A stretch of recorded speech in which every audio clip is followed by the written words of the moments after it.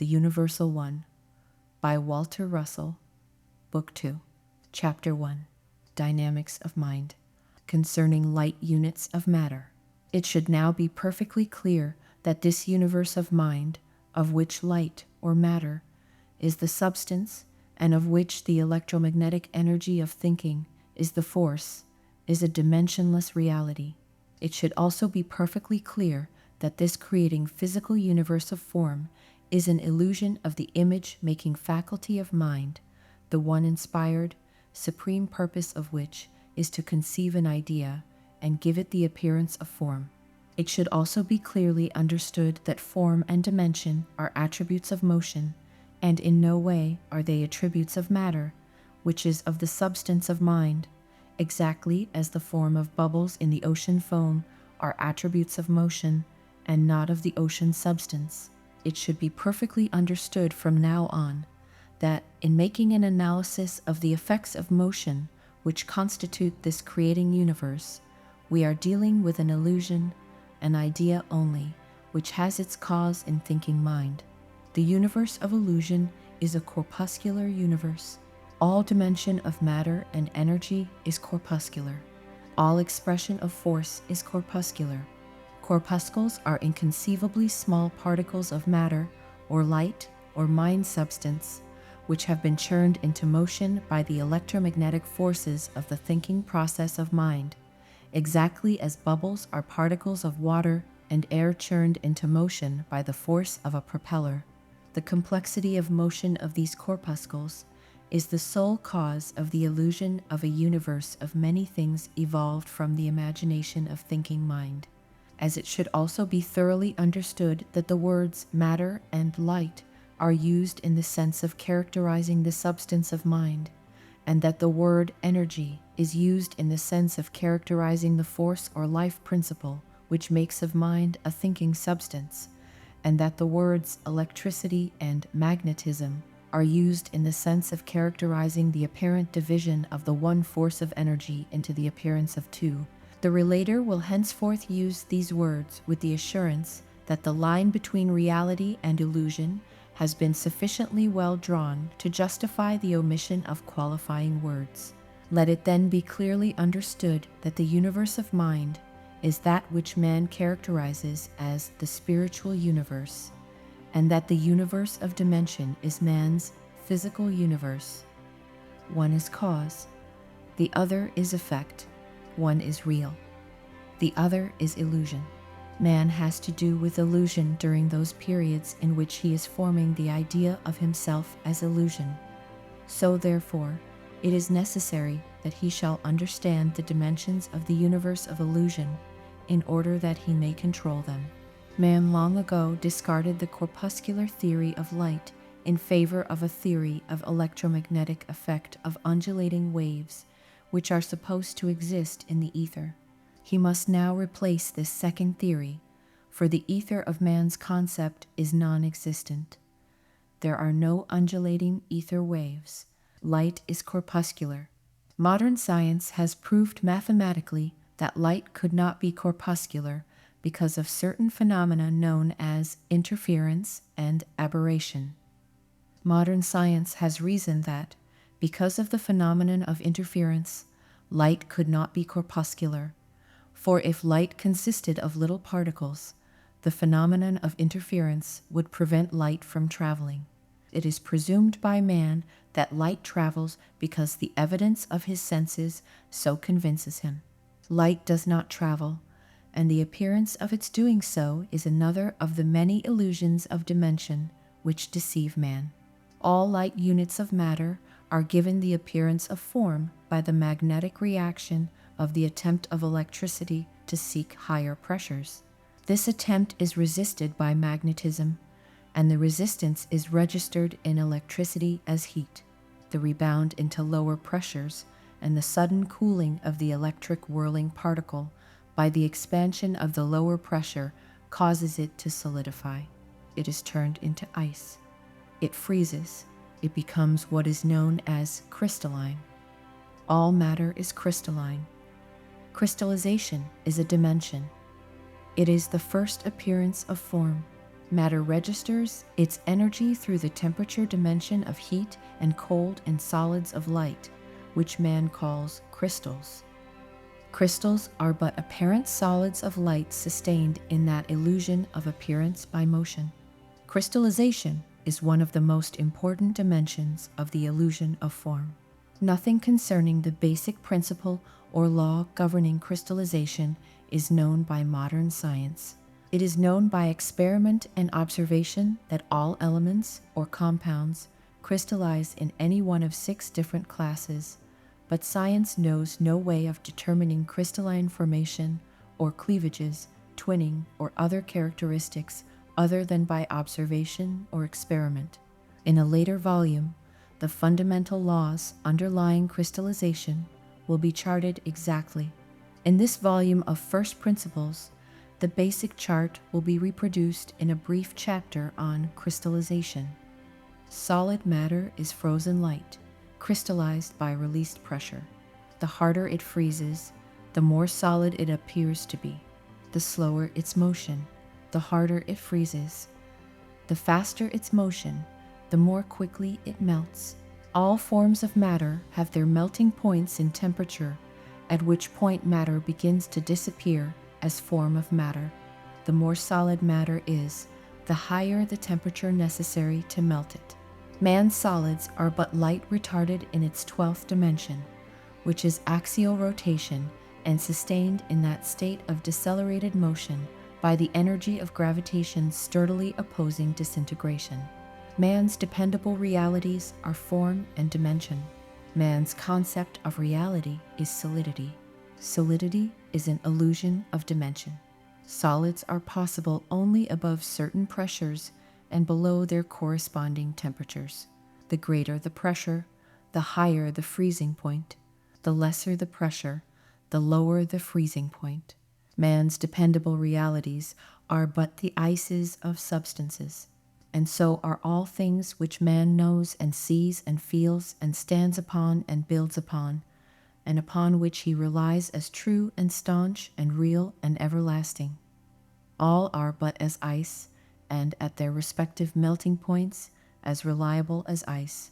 If this planet did not know a temperature above that which keeps ice solid, man's concept of ice would have as much stability as his concept of granite. If this planet knew a temperature which melted iron, the solids would be few and man himself could not be. All solids have their several melting points or points of liquefaction. All solids are liquefied gases and frozen liquids which have their varying liquefaction and freezing points. Freezing points are points of crystallization and vary with the complexity of the elements. All frozen solids can be liquefied by heat. All liquids can be broken into gases by still more heat. Heat radiates. Radiative acceleration is centrifugal. Centrifugal acceleration disintegrates by expansion. All gases can be liquefied by cold and solidified by greater cold. Cold generates. Generative deceleration is centripetal. Centripetal deceleration integrates by contraction. Solid ice becomes water at the melting point of ice. Water becomes steam at the vapor point of water. Steam breaks into the gases of water at a still higher temperature. All gases, integrating under gravitative pressures, are complexed by cooling and frozen into appearance. The heretofore invisible gases then become visible solids.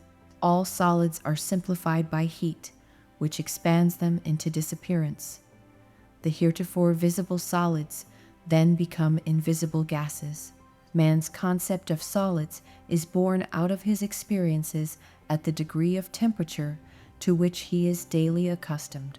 This state is limited to about 100 degrees of the thousands above and the hundreds below man's accustomed temperatures. Man's concept of gold is that of a solid, for man is accustomed to seeing gold at a temperature below its point of crystallization. Man's concept of mercury is that of a liquid because man is accustomed to seeing it above its point of crystallization. Ice or steam vapor will continually appear and disappear from their source, which is water. Matter becomes evident to man when sufficiently integrated in mass to respond to the senses of man as visible solids, liquids, and vapors.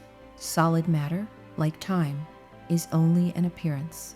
Time appears with growth, with day succeeding night, with the seasons, and with the sequence of events. Deprive the universe of these hourglasses of time, and time itself disappears. Matter, in its form dimensions, is an appearance which is the result of motion. Deprive the universe of motion, and the form of matter disappears. It resolves itself again into the dimensionless substance of matter from which it was born as an appearance. The transformation of the substance of light into matter can be likened to the transformation of water into ice. The ice is an appearance due to a change in motion. The substance of water has not changed. Deprive water of that state of inactivity called cold, and ice disappears. Similarly, the transformation of water into steam can be likened to the transformation of light into matter. The vapor is an appearance due to a change in motion. The substance of water has not changed. Deprive water of that state of increased activity called heat, and steam disappears. The substance of matter is eternal, but the appearance of matter in form is fleeting. That which is not eternal will eventually disappear until the swing of the cosmic pendulum causes its orderly and periodic reappearance. Ice and steam vapor will continually appear and disappear from their source, which is water. States and forms of matter will continually appear and disappear from their source, which is the higher octaves of light. Water has not changed in its apparent transformation into ice or steam vapor. Light has not changed in its apparent transformation into lower octaves of light or matter. Nothing has changed. It has only appeared to change. Nothing can change. It can only appear to change. Variance in the dimension of a substance does not change the character of the substance. It only changes its state. Substance cannot change. It can only appear to change through variance in dimension and effects of motion.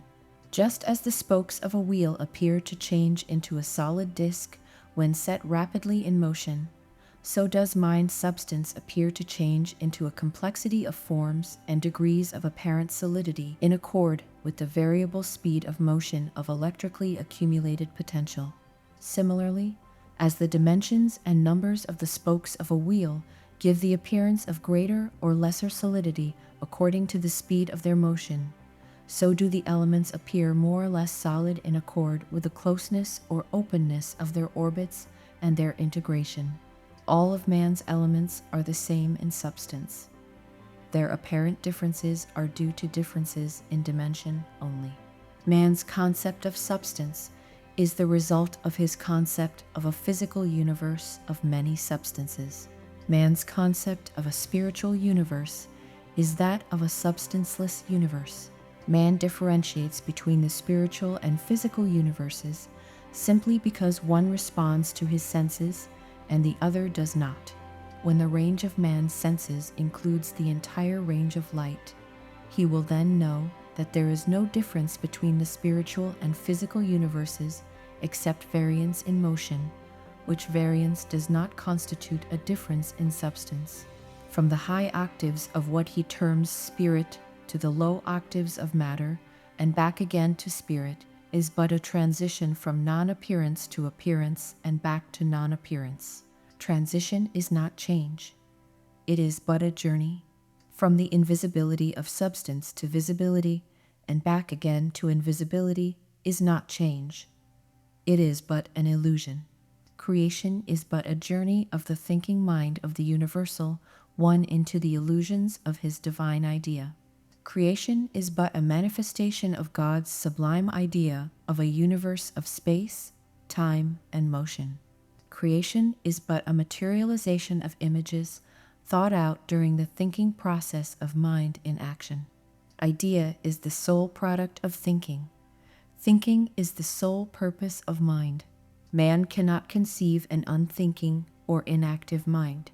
Man cannot conceive any other purpose for mind than that of thinking. Man cannot conceive any other product of mind than that of idea. If the one substance had not been a thinking substance, the universe would have been without sex force or motion. If it had been a static substance at rest in the perfect equilibrium of uniformity, dynamics would not have been. Without sex, force, and motion, appearance and effects could not be. Without appearance, dimension could not be. If the universal substance had not been an energized thinking mind, its composition and attributes would have been uniform throughout this dimensionless universe of perfect equilibrium and perfect balance. A static divine mind, being without energy, would have been non-creative, and that which man knows as creation would not have been. Without the energy of thinking, mind would not have had the power to transmute motion into those elements which man calls matter, or into those forms which man calls created things. If universal mind suddenly ceased thinking, all created things would instantly disappear. All form dimensions of matter, deprived of the generative energy of thinking mind, would instantly become dissociated and deconcentrated, giving way to a state of inert dimensionless uniformity. The created universe of illusion would disappear. The apparent stability of solids, maintained in their appearance of stability by the equilibrium of motion in opposition, would instantly give way to the real stability of the one substance, but it would be devoid of light. The universe would immediately become a motionless universe of black, immeasurable cold. It would be without the image-making faculty and without intelligence. Its knowledge would be that of mere perception of the reality of existence, without the ability to form an idea or to conceive it. All dimensions of motion are registered in the minute particles heretofore referred to as light units. As all motion is expressed in waves and registered in form, and as form begins to evolve from the integration of light units, it is well to briefly define the dimension and structure of the light unit to correct the misconception of matter as something apart from life, light, and energy. All effects and dimensions of first cause begin with the birth of each light unit. Each point in the universe is the center of the universe. Each point is the beginning and the end of each 10-octave swing of the cosmic pendulum. Each newborn corpuscle or light unit is a center of disturbance from which the entire universe responds to its alternating electromagnetic pulsations. Motion, once started, never ceases until it has run the entire gamut of the 10-octave range, from which point it begins again. The light unit of the highest octave and lowest potential eventually becomes a light unit of the lowest octave and highest potential. Light units are omnipresent throughout the universe. All effects of thinking are omnipresent throughout the universe. Nothing is which is not universal.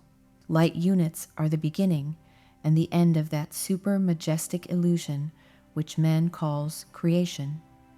They constitute all that man calls created things, which in truth are creating, evolving things. The creating of these corpuscles is as continuous as thinking is continuous. The concept of man that corpuscles are existent in perpetuity is as wrong as the concept that they are unchanging in their electromagnetic charges and other dimensions. Reproductive waves of electromagnetic motion in opposition are made up of corpuscles to register, as dimensions in matter, the idea of thinking mind. Corpuscles are the children of generative energy, born of generative energy, and continued by generative energy, even as you and I, and they die of old age through lack of it, even as you and I. They are living, thinking beings, male and female, even as you and I. They organize and integrate into complex forms of matter through the elements of matter, which register the idea of all thinking. Elements of matter are orderly periodic dimensions of the substance of matter. They are living, breathing, pulsing children of light, children of the father-mother substance of mind, even as you and I. Yes, even as you and I, for of such and of nothing else are we composed.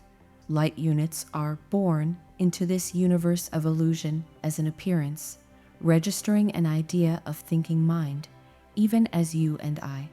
They take their place in complex systems of complexing idea, ever registering the complexing of the idea of thinking.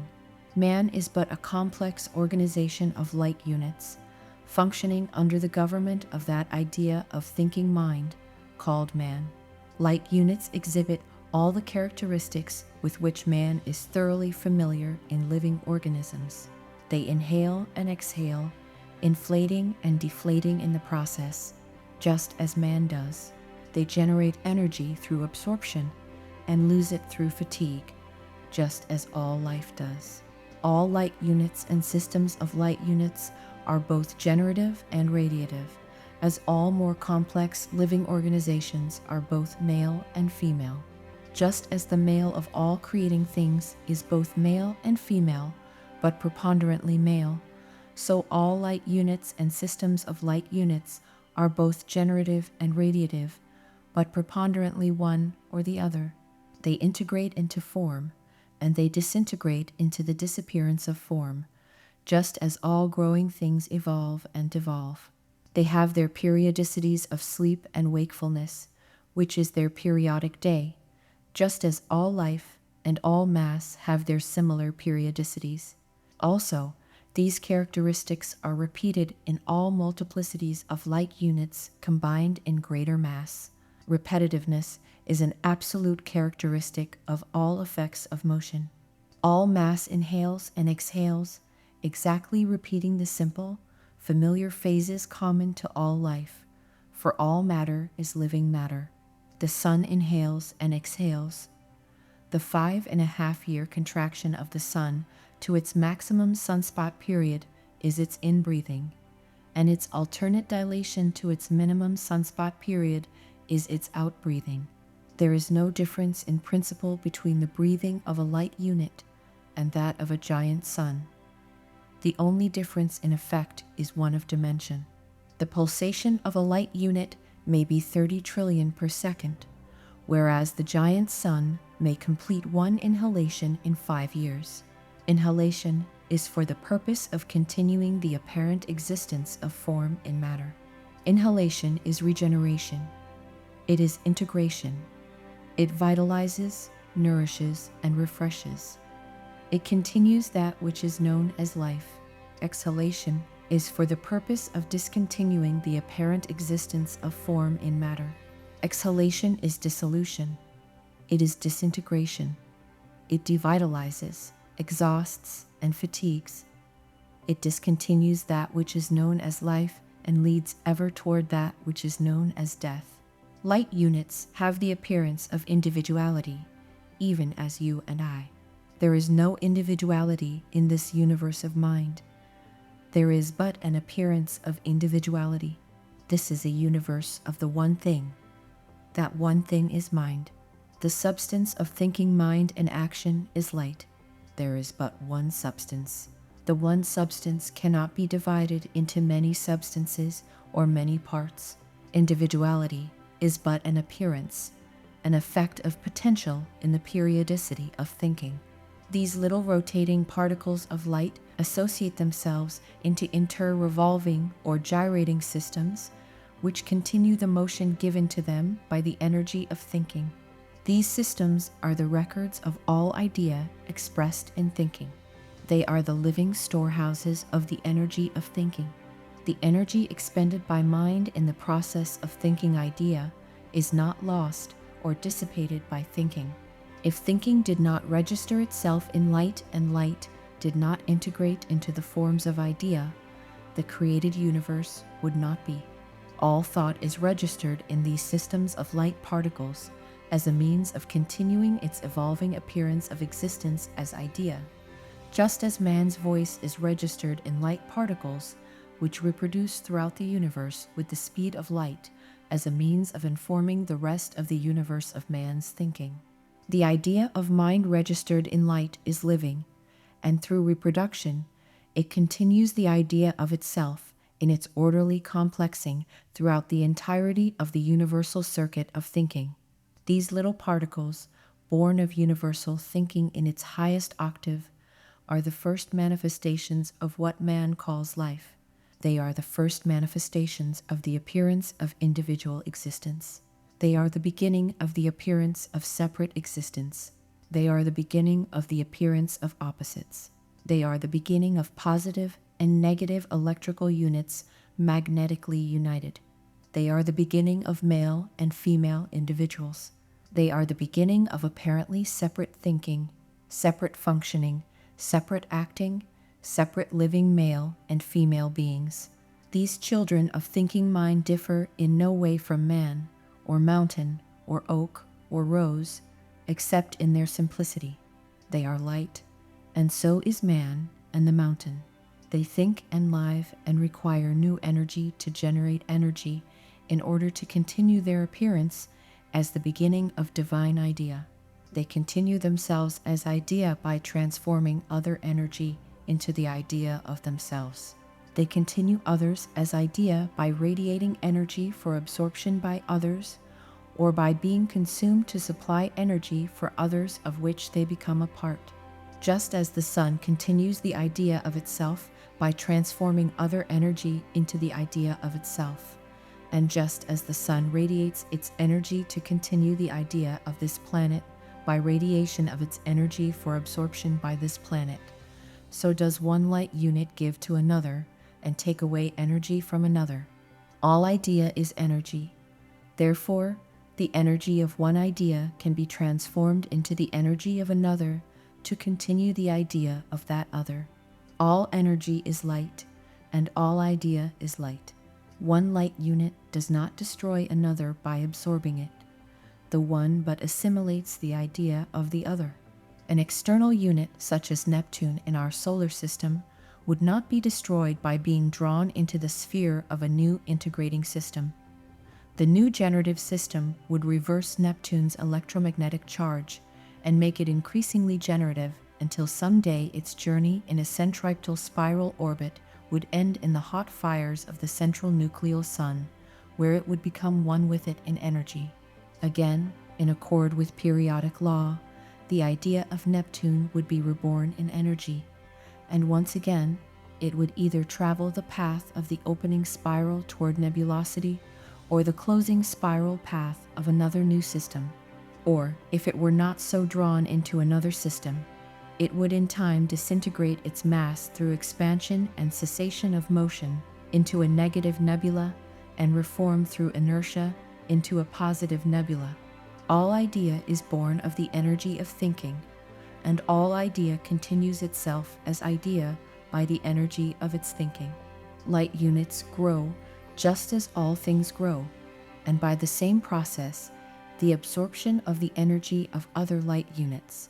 Just as simple idea becomes involved and complex in the thinking, so do light units grow from simplicity to complexity. Radium was once hydrogen, gold was lithium, man was helium, the mountain was silicon, the cooling dew was flaming nitrogen, and all were all of these and all things else. Everything that is of everything else that is. Man is but an involved and complex organization of countless myriads of light units assembled into systems and systems of systems in the orderly process of continuous thinking of the idea of man. In the complexing of the idea of man, these myriads of light units coordinate to function in accordance with the evolving idea of man. Each thinking light unit adds to the idea of itself from the source of idea, and all thinking registers itself in new light particles. Just as a growing nation coordinates its functions, so does the complexing idea of man coordinate its functions. Just as a nation of people divides the work of its units and centralizes its government for the continuation of the idea of itself as a nation, so does that complex organization called man divide the work of its units and centralize its government to continue the idea of itself as man. Man's concept of a thinking brain as the only thinking part of man is a wrong concept. The brain is but the seat of government of that nation of thinking light units called man. These light units, assembled as a man, think individually but coordinate as a unit, and each functions in its place. Else the idea of the man could not continue. Man also thinks individually but coordinates as a unit in universal thinking. The individuality of man as a part of the universe is exactly analogous to the individuality of a light unit as a part of man. This is the great law of evolving idea. Idea is evolutionary and continuous. Therefore, the recording of idea is also continuous. Idea is constantly building itself up in all forming systems. This is integration.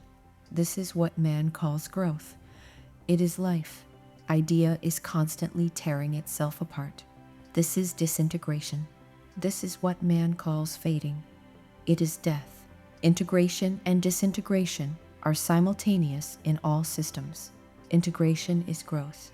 Fading is growth. Disintegration is life. Death is life.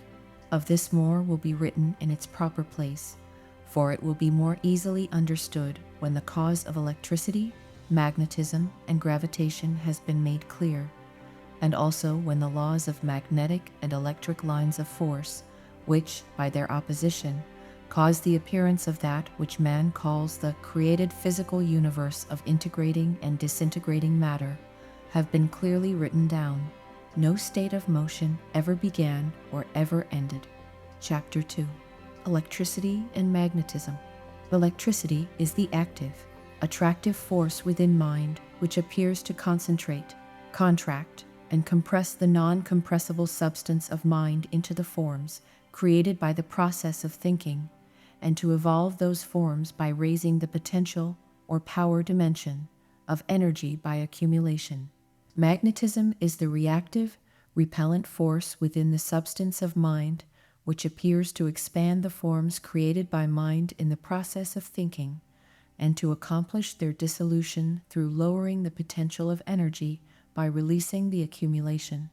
Positive electricity is the generative energy of thinking mind registered in light units, which are gravitationally or centripetally resisting magnetic influence by expelling it. The light units are contracting, registering their contraction and their resistance to magnetism in heat. Their electric orbital motion is toward a closing spiral in one plane. Positive electricity is that state of motion in which electricity dominates magnetism. Positive electricity is that state of motion in which centripetal force dominates centrifugal force. Negative electricity is the radiative energy of thinking mind registered in those same light units which are radially or centrifugally yielding to inflowing magnetic influence. They are expanding, registering their yielding and their expansion in cooling, and their electric orbital motion is toward an opening spiral in many planes, culminating in nebulosity. Negative electricity is that state of motion in which magnetism dominates electricity. Negative electricity is that state of motion in which centrifugal force dominates centripetal force. These are the laws. All mass is both electric and magnetic. All mass simultaneously expresses both opposites of all effects of motion, and each opposite is cumulatively preponderant in sequence.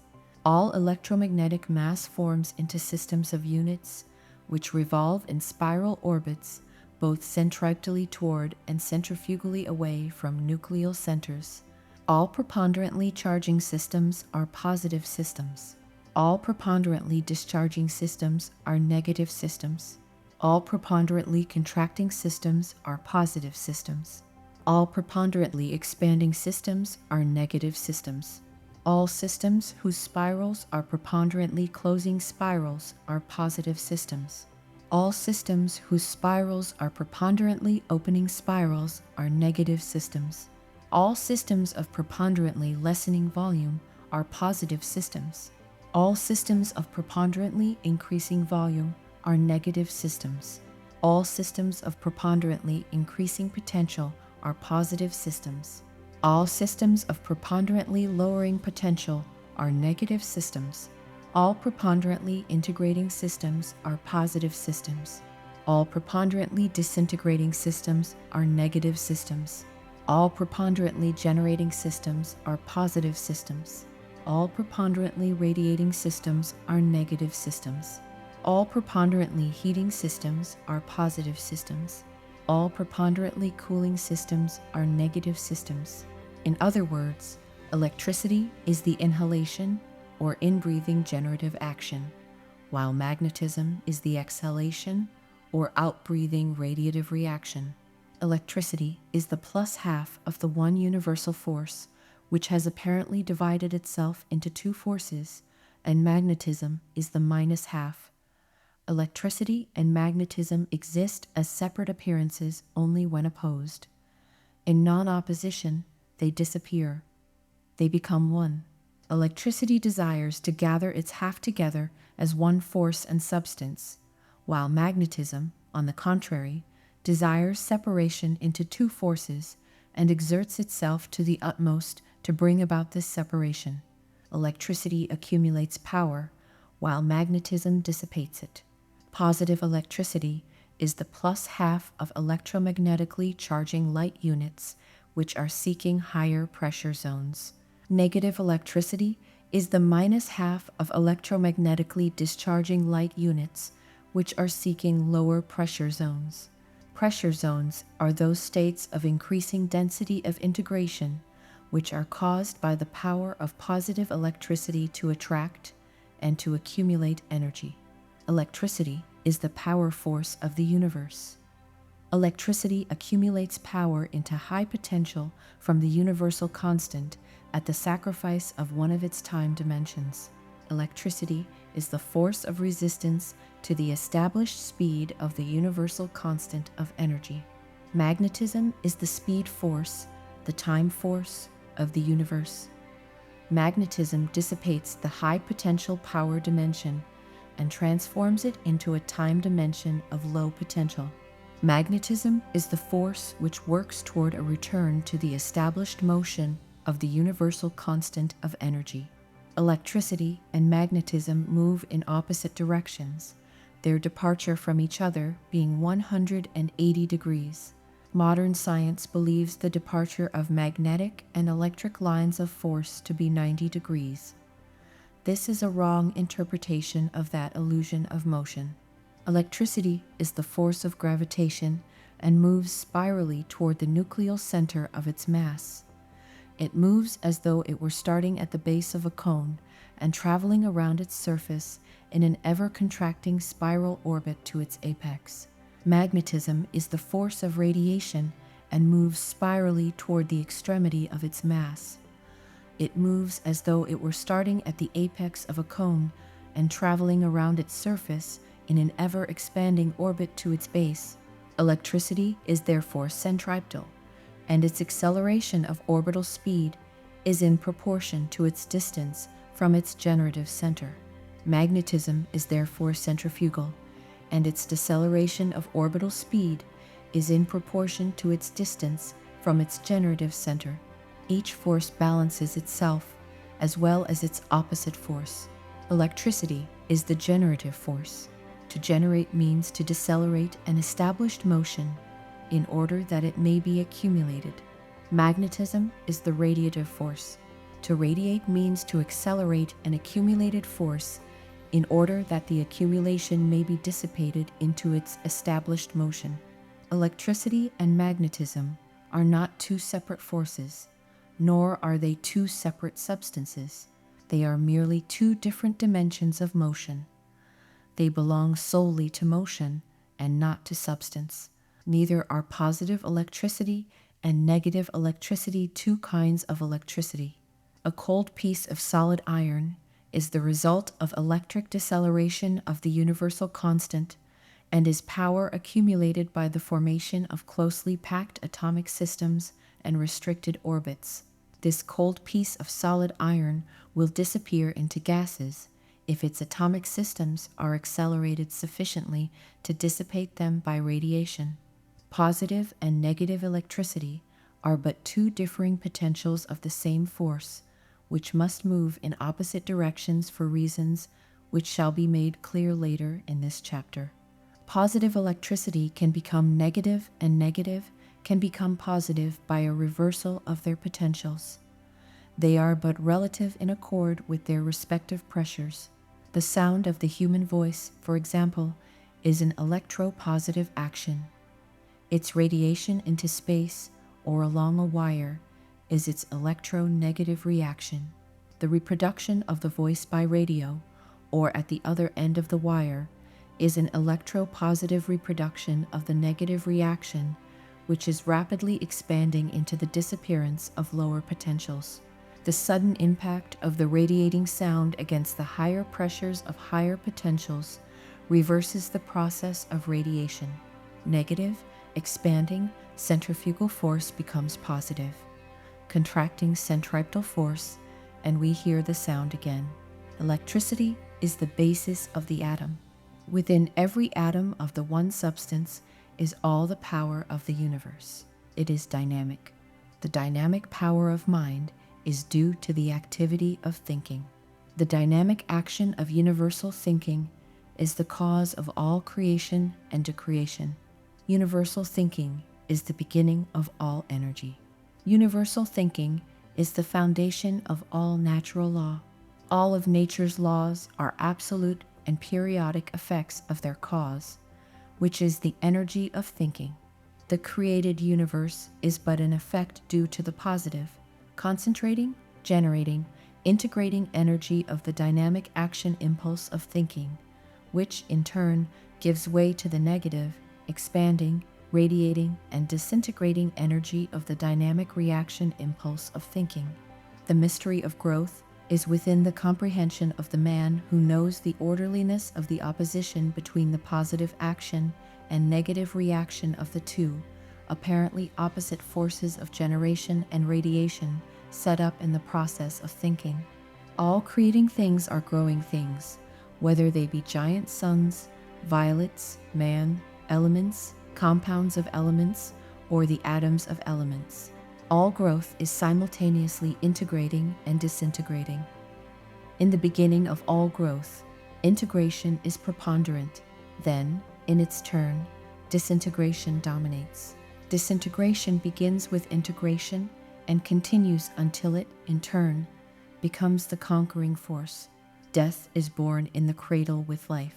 The alternating pulsations of the process of thinking are controlled by two apparently opposing forces. One of these forces is a generating, integrating force of action, while the other is a reactionary radiating and disintegrating force. One force is that which controls evolution, while the other is that which compels dissolution. The word of man for the concentrating, generating, and integrating force which controls evolution is electricity. Electricity is the active, attractive, generative, gravitative, positive principle of creation. All decreation is the radiating, disintegrating energy of dynamic thinking. The mystery of that which man calls death is within the comprehension of the man who knows the orderliness of radiative thinking. There is no death. Death is but the beginning of life. Decreation is continuous, as thinking is continuous. Decreation is but the degeneration of that which has been generated. It is but the reaction of action. Man's word for this radiating, disintegrating force which compels dissolution is magnetism. Magnetism is the separative, repellent, radiative, negative principle of creation. Electricity is the vitalizing property of matter. Magnetism is the devitalizing property of matter. Electricity is the father, the male principle of thinking mind. Magnetism is the mother, the female principle of thinking mind. Magnetism is born of electricity. Electricity and magnetism are one. That one is the father-mother principle of thinking mind. Their apparently opposite desires merge together make one. They are not two opposite principles. They are but the one dynamic principle. In the entire universe, there are no opposites. Each is of the other and is the cause of the other. And the energy of thinking, in which these two forms are in apparent opposition, is the cause of their apparent separability. Electricity is magnetism revitalized. To be vitalized means to be unequalized or opposed in relation to surrounding pressures. Magnetism is electricity devitalized. To be devitalized means to be equalized or non-opposed in relation to surrounding pressures. The activity of vitalized force is the desire to attain a state of increased opposition. The inactivity of devitalized force is the inertia of a balanced state of non-opposition. Radiation is but the separative reaction of the cumulative action of generation. Radiation is but the lowering of a higher potential. Radiation is the exact opposite of gravitation, which is the raising of a lower potential. Disintegration is but the separative reaction of the cumulative action of integration. Action and its reaction, added together, are but one. If mind were not a thinking substance, both electricity and magnetism would not appear to be opposites. Their apparent opposition is the cause of that complexity which man calls creation. The father principle of mind is the electropositive force and the cause of centripetal force of motion. Centripetal force is born of decelerative resistance to the established universal constant of energy. The mother principle of mind is the electronegative force and the cause of centrifugal force of motion. Centrifugal force is born of accelerative returning to the established universal constant of energy. The electropositive force is that in which electricity dominates magnetism and accumulates power by transforming speed into power. The electronegative force is that in which magnetism has conquered electric opposition and by doing so has released power by means of expansion into lower potential of greater speed. The desire of electricity is expressed as action in motion in opposition. The desire of magnetism is expressed as the reaction of action in motion in inertia. The active force is the positive force. It is the force which stands for what man calls power or high potential. The reactive force is the negative force seeking a state of negation, which stands for what man calls weakness or low potential. The active force is the creative force of the universe. The reactive force is the decreative force of the universe. The active force is the integrative, generative force of the universe. The reactive force is the disintegrative, degenerative force of the universe. The active force is male, the father force of the universe. The reactive force is female, the mother force of the universe. The creative force is the dynamic, expressive force of thinking, which gives apparent form to all idea of thinking mind. The decreative force is the passive force of thinking, which causes the disappearance of form from actuality into potentiality. The father force is the positive force. The mother force is the negative force. The father-mother force united is the reproductive force. The mother force is born of the father force. It is merely its negative reaction. Reaction is opposed to action, not attracted to it. Reaction leaps away from action, not toward it. If reaction, which is negative, leaps away from action, which is positive, then the theory of positive and negative electric charges attracting each other has no foundation. Reaction is born of action. So then is negative force born of positive force, as magnetic flow is but the reaction of generation. Therefore magnetism is born of electricity. The greater the action of generation, the greater the reaction of degenerative magnetic flow. Magnetic flow is radiation. Radiation is the emanation expelled from electrogenerative, contractive action. It is the outgoing breath, the exhalation of the living corpuscle or system or mass. Radiation is degeneration. The creating universe is a generating one. The decreating universe is a degenerating one. The generating universe of solid matter is an accumulation of tenuous matter. Generating is charging. The degenerating physical universe is a disappearing from the appearance of solidity through states of tenuosity to disappearance. Degeneration is discharging. Generation is the winding of the cosmic clock for the accumulation of one time dimension. Degeneration is its unwinding by the release of the other stored up time dimension. Radiation is radiative activity. Modern science calls it radioactivity. Radioactivity is merely the reversing of the time dimensions of the universal constant. It is the exothermal exhalation of the one universal being, of which every existing thing is. The more positive the system or mass, the more generative and radioactive is that system. The more generative the system or mass, the more cohesive it is. Cohesion is born of generative decelerative, gravitative, centripetal force. The more radiative the system or mass, the less cohesive it is. The more cohesive the system or mass, the more compact it is. It is what man describes as harder, which means more impenetrable. The atoms of all of the hard and closely integrated elements have ejected magnetism with greater speed and in smaller streams than the atoms of the less closely integrated elements. Resistance to integration is the cause of this increased speed, and the contracted atomic volume is the cause of the smaller magnetic stream. It is as though a certain volume of water, which has been pumped through a 4-inch pipe, had to be pumped through a 1-inch pipe in the same amount of time. To do this, the pressure behind that volume of water would have to be vastly increased, and the speed of the smaller stream would also have to be vastly increased.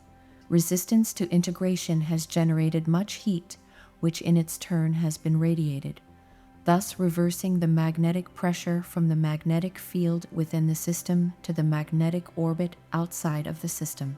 This process has gradually cooled the systems by the pressure release from within and the consequent radiation of their heat, and allowed them to become more densely packed so that their more closely rotating units could create the illusion of solidity or hardness.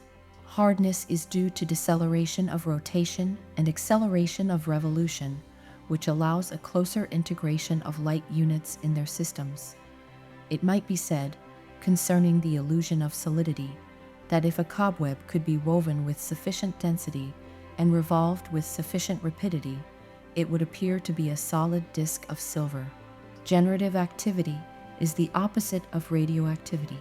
Generative activity is the resistance set up against one time dimension of the universal constant in order to transform it into power. It is the endothermal inhalation of the one universal being.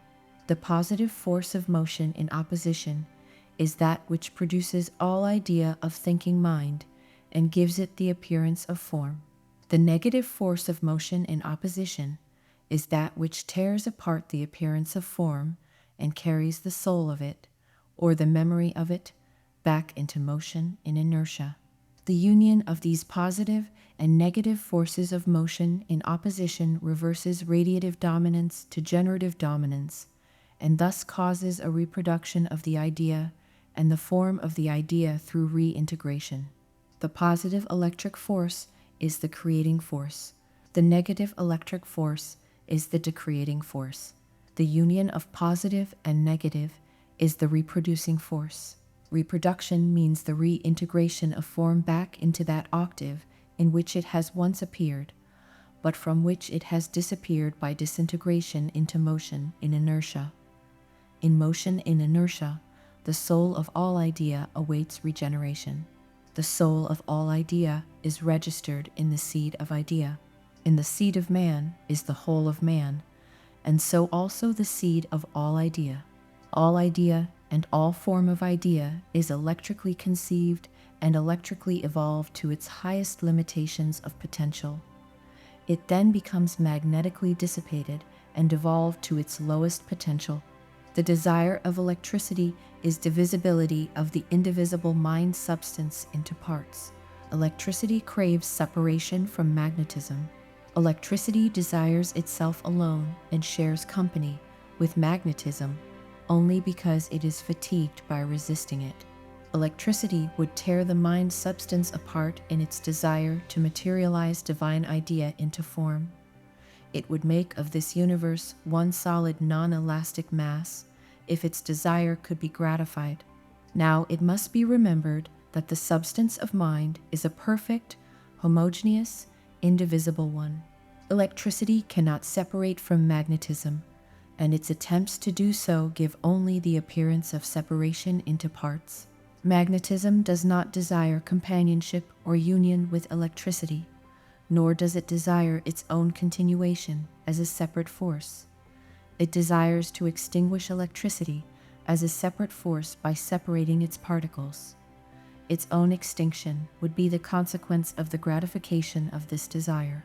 Magnetism desires an equilibrium of motion and absolute inertia, while electricity desires action and is not concerned with the reaction which adjusts that action in an equilibrium of motion in opposition. The force of electricity is the generative, centripetal force of contraction into the appearance of form. It is the opposite of the reactive force of magnetism, which is the force of radiative, centrifugal expansion into the disappearance of form. Evolving matter, or idea, or form, is electrically preponderant. This means that positive charge predominates. Devolving matter, or idea, or form, is magnetically dominant. This means that negative charge predominates. Evolving appearance of form in matter is a periodic integration due to positive electromagnetic opposition in which the generative force of electricity is preponderant. That which man calls growth is merely periodic integration, during which the generative force of positive electricity is preponderant. Devolving disappearance of matter is a periodic disintegration due to negative electromagnetic opposition in which the radiative force of magnetism is dominant. That which man calls aging, or fading, or declining, is merely periodic disintegration, during which time generation continues, but with lessened energy, for the radiative force of magnetism is dominant. The vigor of youth is due to electric preponderance, and the weakening of adolescence is due to magnetic dominance. Youth, the growing period, is the life inhalation period. It corresponds to the first 5 octaves of the universal 10-octave cycle. Maturity is the turning point of the life inhalation period toward its life exhalation period. It corresponds to carbon, the turning point of the universal 10-octave cycle. Aging is merely the life exhalation period. It corresponds to the last 5 octaves of the universal 10-octave cycle. Electricity is always preponderant in all dimensions, but it is both preponderant and dominant in the positive half of the reproductive wave of the universal energy constant. Magnetism is never preponderant, but is dominant in the negative half of the universal energy constant. Youth is preponderantly generative, or power accumulative. Age is dominantly radiative, or power releasing. Youth is preponderantly electropositive, or integrative. Age is dominantly electronegative, or disintegrative. The perfume of the budding rose is a disintegration of the preponderantly generating, growing rose, but because of electric preponderance, integration so exceeds disintegration that growth continues despite that disintegration until both forces are equalized in what man calls death. Just as soon as the gravitative forces of electropositive preponderance have carried the growth of that rose to the 4th gravitational tone of electromagnetic opposition, which is the maximum point of inhalation in its life cycle, then magnetism begins to dominate and the rose begins to fade. Just so with all integrating idea, whether it be man, or planet, or flaming sun, or minute atomic system. The law for one is the law for all. Death is a disappearance of form, but not of the idea of that form. Growth is an effect of gravitation. Growth means that forming things pass down the octaves in gravitative periodicity. During that periodicity, electricity gives form to the idea, and magnetism gradually nebulizes that form back into idea. The form of idea is of no import.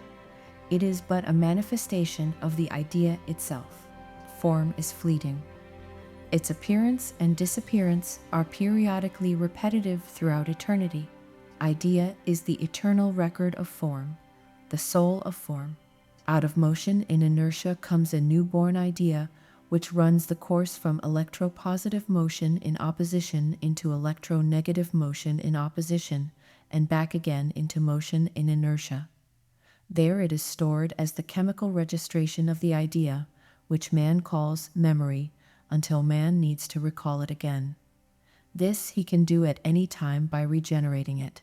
The idea of the rose differs from the newborn idea of man's thinking in that the rose is a very much evolved old idea, the memory of which, in its millions of generations of evolving through motion in opposition, is stored in the seed of the rose in motion, in inertia ready for regeneration or reincarnation at any time.